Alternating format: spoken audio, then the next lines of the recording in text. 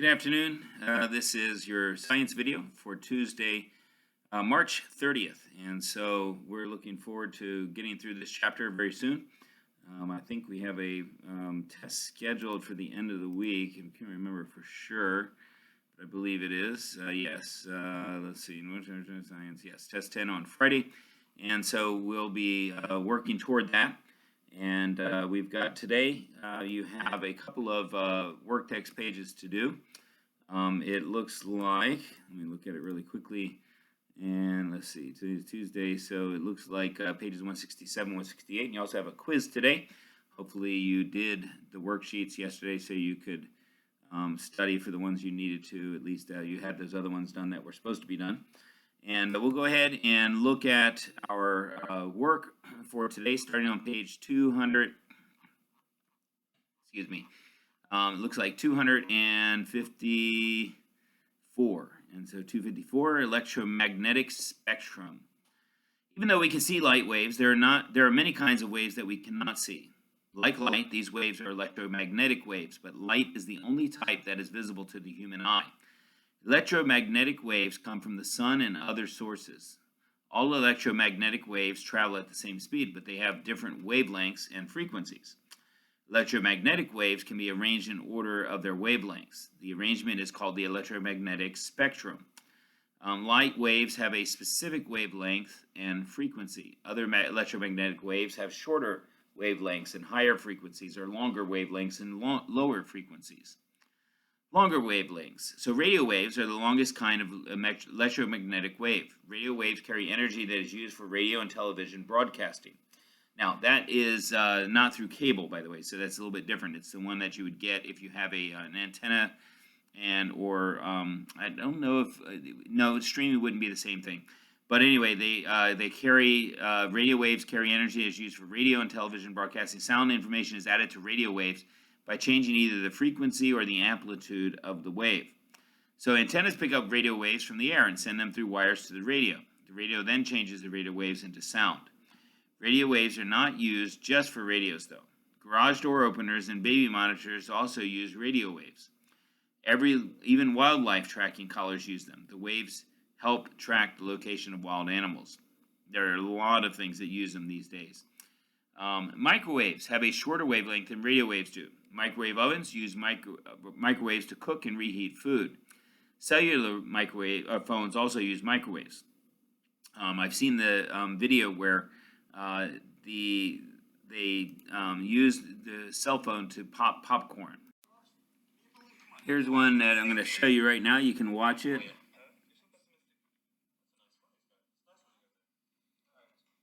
See if we can get the reflection off of there.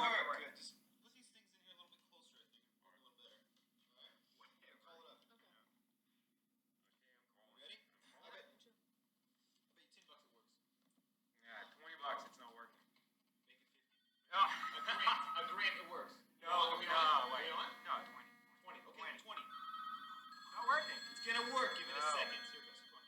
Come on. Oh no! That's crazy. Come on, that's too much. And so you can see that microwaves do come out of the cell phone. Now, how that affects your health, I'm not sure. It probably doesn't affect it too much. However, you do want to not be on it too much or on the phone too much, because it does use microwaves in order to receive the call. So back over on page 255 in there, the second paragraph. Some radars use microwaves to detect the speed and location of objects. A police officer shoots microwaves from a radar gun. When the car passes, the waves reflect off it and return to the radar gun. The rate at which the waves return helps the police officer know how fast the car was going. Radar is also used to direct airplanes, to locate ships at sea, and to track weather systems. In the electromagnetic spectrum, infrared waves are between microwaves and visible light. The heat that you feel from the sun or a fire is from infrared waves. Infrared waves rays transfer thermal energy better than any other kind of electromagnetic wave. We call this kind of heat transfer radiant heat. All objects, if you remember that from a previous chapter when we talked about the different types of heat, all objects give off at least some infrared waves. Warmer things, such as people or animals, give off more infrared waves than cooler things, such as buildings. Our eyes cannot see infrared waves, but some equipment can detect them. Police officers can use equipment to track criminals at night. You also use infrared waves to each time you use the remote control. You do not see the infrared waves that go between the remote control and the television or from what other device you have. But they are there. Each time you press a button, the remote sends an infrared wave that the television picks up. Some binoculars and cameras can change infrared waves into light that you can see. Satellites and space telescopes may use infrared cameras. Pictures from these cameras help scientists see things even when there is no visible light. Shorter wavelengths. Other waves in the electromagnetic spectrum have wavelengths that are shorter than that of light. Because the waves are shorter, their frequencies are higher. These waves are also invisible to humans. The wavelengths of ultraviolet rays are just a little shorter than those of violet light. Ultraviolet rays cause some materials to glow. Some things, such as glow-in-the-ball dark balls, can absorb the rays and give off visible light. In normal light, we do not see the glowing colors of the balls, but in the darkness, the ball glows. Ultraviolet rays can help keep people healthy. Some kinds of bacteria are harmful if found in water or food. Ultraviolet light can detect some kinds of bacteria, so it is used to test food areas. The rays can even kill some kinds of bacteria. Some hospitals use the rays to sterilize their equipment. And actually, that filter that we have in the classroom has an ultraviolet setting to be able to kill viruses and things that come in there. Toward the bottom there, small amounts of ultraviolet rays help your skin cells produce vitamin D. But too much of these rays can cause wrinkles, sunburn, skin damage, or skin cancer. You should always be careful when outside. Most of these waves are absorbed by the ozone layer of the atmosphere. However, rays from the sun can reach the earth even on cloudy days. Using a sunscreen lotion with a high sun protection factor, SPF, can protect you from getting too much ultraviolet light. And you say, well, I've had that before. I've never had any problems. Here's the problem that does happen is that it damages your skin cells. And when it damages your skin cells, it causes what are called free radicals. And those free radicals flow around your body. Now, your immune system can take care of those, but it may not take care of all of them. And it is possible that one of those things eventually, and it could be years down the road, can turn into some type, especially with skin cancer, seems to turn into some type of cancer. So you want to be careful being out in the sun without some kind of a sun lotion or anything like that. Especially if you are more fair-skinned, you seem to have more. We fair-skinned people have a tendency to burn more easily. And I always have to keep track because I am very light-skinned and I don't have much hair on my head, so that doesn't help protect me either. Look at the fantastic facts on that page. So, although humans cannot see ultraviolet light, many insects can. In 1910, Carl von Frisch, an Austrian scientist, tested the eyesight of bees. He found that honeybees see fewer colors of visible light than humans do. But unlike humans, the bees can see ultraviolet light. The ultraviolet light helps them to find nectar. Flowers reflect ultraviolet light in certain patterns. These patterns act like a map and lead the bee to the nectar. All right, next page, 256. On the left side there, it says X-rays are a type of ultraviolet light. They carry a lot of energy and can pass through a variety of materials. X-rays occur naturally. Many things in space, such as stars and comets, give off X-rays. X-rays can also be produced by machines. Marie Curie took some of the first X-ray machines to the front lines to help save lives. And I'm sure that Nazar knew that from his study of Poland. Doctors use X-rays to see the bones inside someone's body. X-rays can pass through skin and muscles, but are absorbed by bones. The places where the X-rays are absorbed the most show up as bright spots on the X-ray film. What is the most common type of X-ray that's today? It's a CAT scan or CT scan.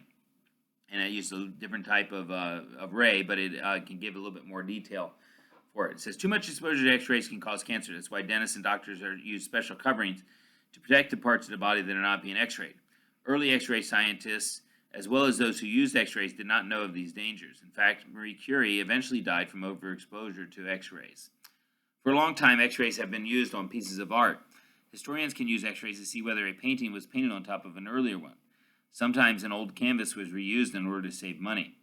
At other times, the painting on top might be a forgery, a painting made to look as though someone else painted it. X-rays can also be used in industry and engineering. Some factories use X-rays to inspect packaged goods as they move along production lines. Engineers can X-ray structures made of steel or concrete. The X-rays show if there are any tiny cracks. Airports use X-rays for security and to check baggage. One more page here.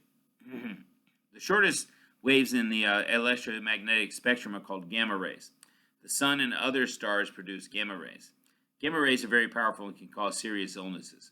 When used in controlled situation, though, gamma rays can be very helpful. They can treat some kinds of cancer. The rays can be used to sterilize bandages and other medical equipment in a process called irradiation. Irradiation can help some foods stay fresh longer if gamma rays are used to kill bacteria in the foods.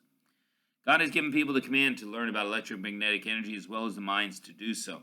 Scientists and engineers have gained much knowledge about the electromagnetic spectrum.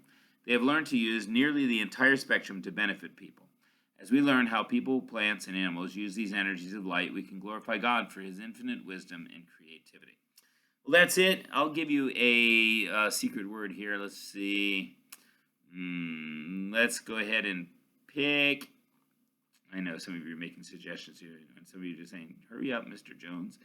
We'll do vitamin D. Vitamin D as your secret word. Well, have a good day. We'll see you tomorrow. Bye.